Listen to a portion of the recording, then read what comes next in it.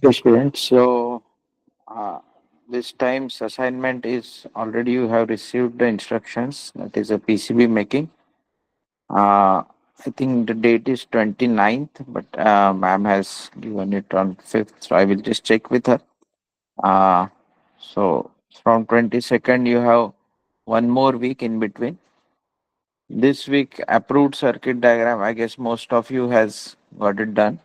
If not, you still have 3 4 days. So get your circuit approved from me. And next is flowchart and UML diagrams you might have drawn for your project. Coming to the PCB, I know many of you might have started making a PCB, but if you are at home and if you want to do the PCB also at home, this is the technique. I have already given you the video which explains everything. First thing, you will need a general purpose copper clad. So this is how it will look like. I will just open any one.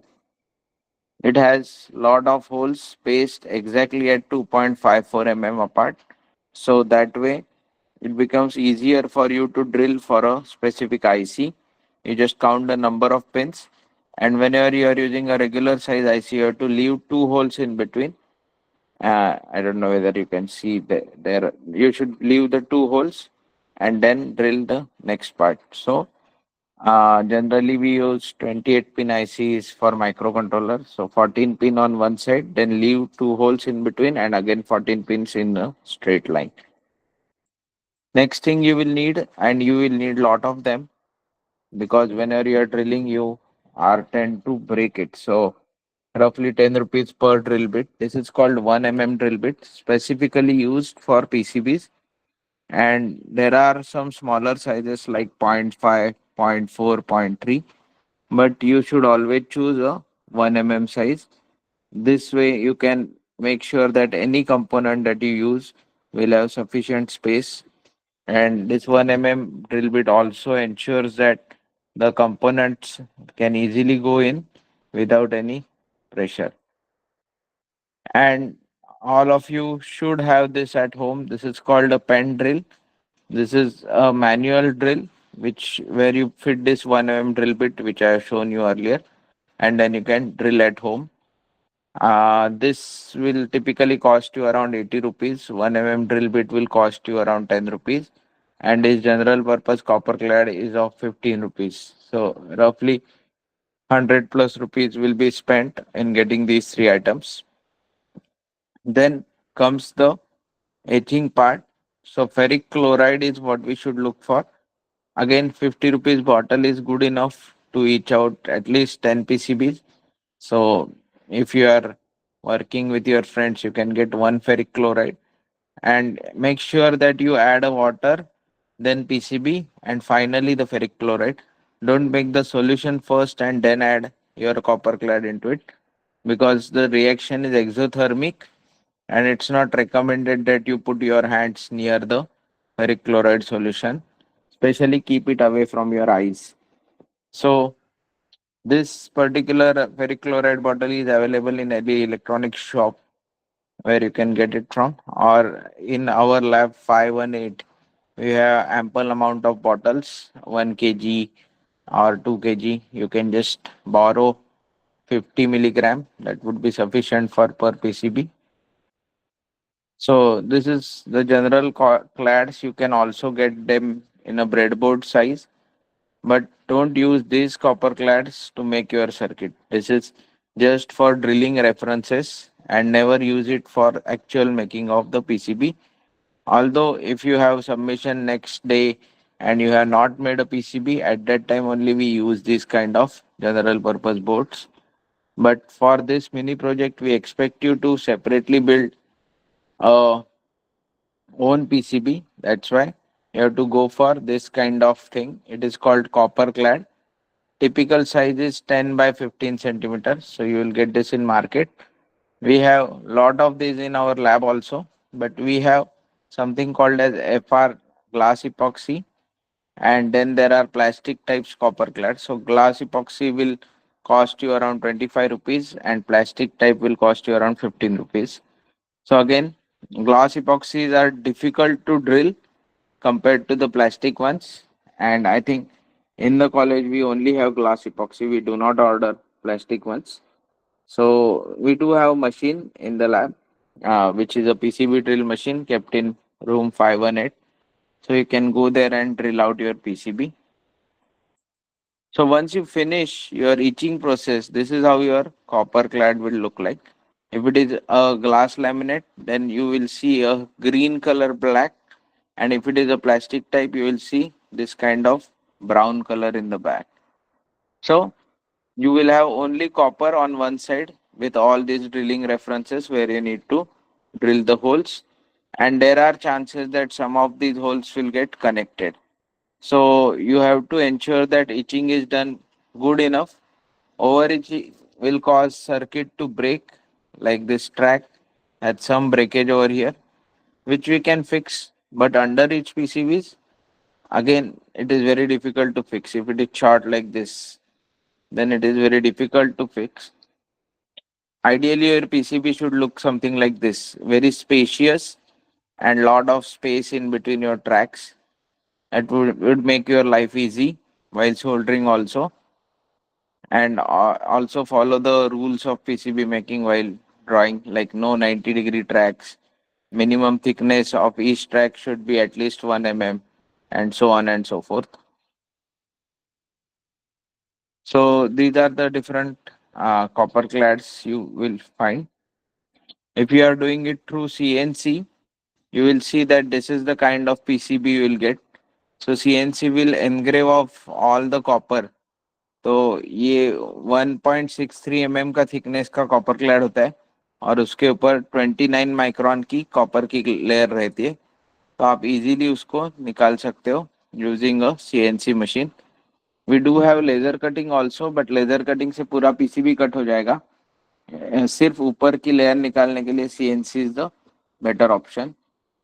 We have CNC machines kept in B509, and project lab में भी laser cutter, engraver और 3D printer एक combined machine है, which you can use technically. Coming to the last part, whenever you get a copper clad, you need to use this metal scrubber. तो ये बर्तन घिसने वाला जो मेटालिक स्क्रबर होता है वही है, जिससे आप पहले कॉपर क्लैड को अच्छे से घिस के फिर उसके ऊपर ट्रैक्स बनाते हो. मैन्युअली पीसीबी बनाते हो, पहले ड्रिल लगाते हैं, फिर उस ड्रिल के ऊपर आप परमानेंट मार्कर या फिर नेल आर्ट जैसी कोई चीज होती है. I will just show it to you. I am not sure.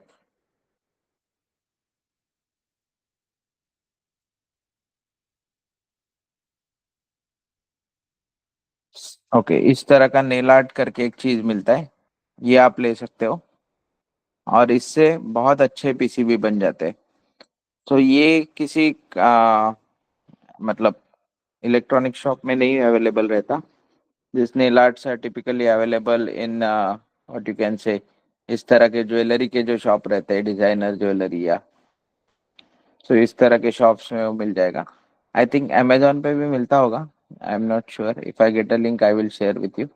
But this is what we are looking for, and you can take a screenshot also. इसका और नेल पेंट का डिफरेंस ये है कि इसके टिप पे एक फाइन नोजल रहता है, और वो नोजल ही पीसीबी बनाने के काम में आता है.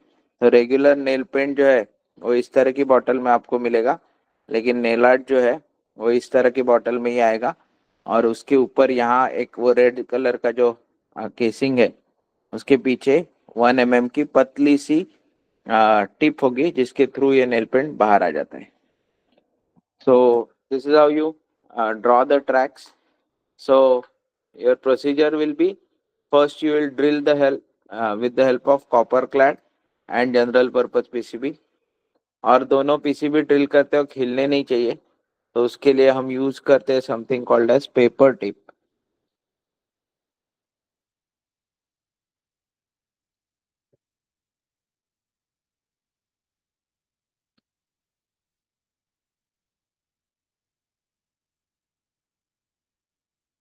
तो इस तरह की पेंटर्स पेपर टेप आती है. आप दोनों कॉपर के क्लैड्स को एक दूसरे से जोड़ के रखते हो, जनरल पर्पस ऊपर की तरफ और आपका प्लेन कॉपर क्लैड नीचे की तरफ. You do the drilling with the help of pen drill using a 1 mm drill bit. I think मैंने जो आपको वीडियो शेयर की है उसमें सारी प्रोसेस एकदम डिटेल में समझाई हुई है. Once you drill through, then again you use a scrubber, ये वाला चीज, to scratch off the surface before you draw using a nail art bottle. Once you draw using nail art bottle, put it into FeCl3 solution. So FeCl3, again I am telling, first you put a water, then put a copper clad, and finally pour the FeCl3. It's an exothermic reaction. The water will become hot. Roughly after 10-20 minutes, you start shaking the solution without touching it, and then you can shake the entire dabba in which you are made the solution, and then you will get a fine copper clad etched out like this, and then you start the soldering. So soldering is a separate assignment. So you have got ample of time for PCB assessment. I think there is one 29th assignment is there. I will just check. So that will be for your PCB final submission, and then you do the soldering of component. I think the orders are wrong. I will just check with madam. But once you make the PCB, then you solder the component. Again, soldering is a separate assignment. तो जिनका PCB नहीं बन पाया वो general purpose पे soldering करके दिखाएंगे, because it's a separate assignment submission. और इस पॉइंट पे पीसीबी नहीं बन पाया, इस पॉइंट से आपके ग्रुप्स बनना चालू हो जाएंगे. तो अब तक सारे इंडिविजुअल असाइनमेंट है. जिन जिन लोगों के पीसीबी ही बन नहीं पाए ठीक से, they will unfortunately have to drop their project, and then they have to join some other project group to complete soldering part. Next is methodology. So again, methodology of the paper, I will give you a exact instruction how to write a methodology part, and you have to paste that instruction along with all the information. So what is the methodology? It's the complete set of instructions given to the next person who will able to repeat the work without anybody's helps. So whatever you have done for your project, you have to write it stepwise. Like you perform an experiment in a lab, you say you take this IC, insert it into ZIF socket, connect it with a red color wire to the VCC and so on. So that all entire write up with set of instruction goes as a methodology to the paper. Once you complete the methodology, you have to record a video of working circuit. That will be your post ISC submission. So your project will be completed, working project will be completed without prototyping by end of your ISC. Yeah, I think this is just a week after ISC. So I prefer you finish off all your working projects before ISC starts, and then again these are the deadlines. So you can submit all these assignments today also. There is no problem with that, but you should not miss any deadline. That's the only concern. And working circuit demo will be a video, as well as the faculty in charge will see the working circuit video. Preferably make all your circuits portable. And with that, I will just see if I have any paper to show you.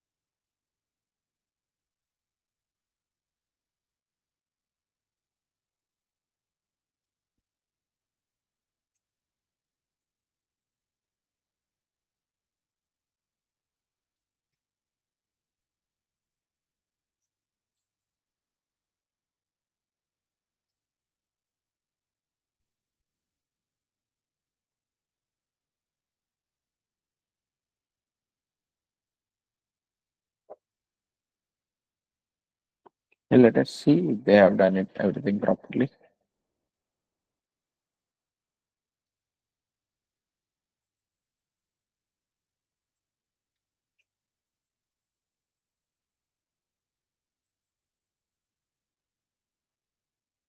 Okay, so I think they have followed some Springer guidelines, but this is how the paper should look like: a title, then you have your name, my name, followed by affiliation, then abstract. Affiliation he has not put, then introduction, which you have completed, then a diagram, which is a concept diagram. So I don't consider this paper to be a good one. Let me just go back and check.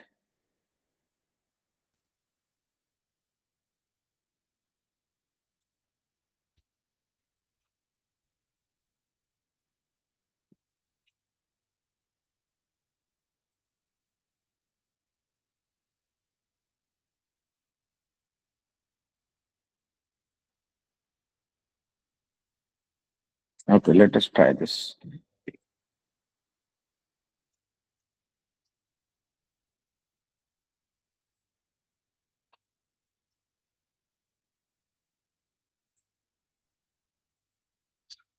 Okay, this one looks quite close to what we are doing. So you will have your title, then you will have your names. So these three students were together, and then my name, then abstract, which you have already completed, index terms, then introduction, literature review, you have already finished, then concept diagram, you have already made this one also. Then you have your circuit diagram, which you have already finished in your simulations, your simulation outputs, then your circuit PCB layout. This all comes under the methodology. So methodology will have each circuit diagram and its explanation. Then you have made flow charts. Then comes the result part. So here you will calculate the accuracy and plot the bar graphs. Then the discussion, your 3D printed model, final product enclosures, conclusions, acknowledgement. Then you have the standard declarations. So you can take these declarations from any of the published papers. You have already finished the biography. If not, you can refer this paper and write your own biography. And then you also have your bibliography finished by this time. So this is how your final paper will look like when we publish. I think they have missed out the circuit diagram, PCB layout and all, because it's all inside this box. So they should have put that also. But again, few mistakes students will do, and you have to improve upon it. So with that, I will stop recording. And if you have any doubts, you can ask.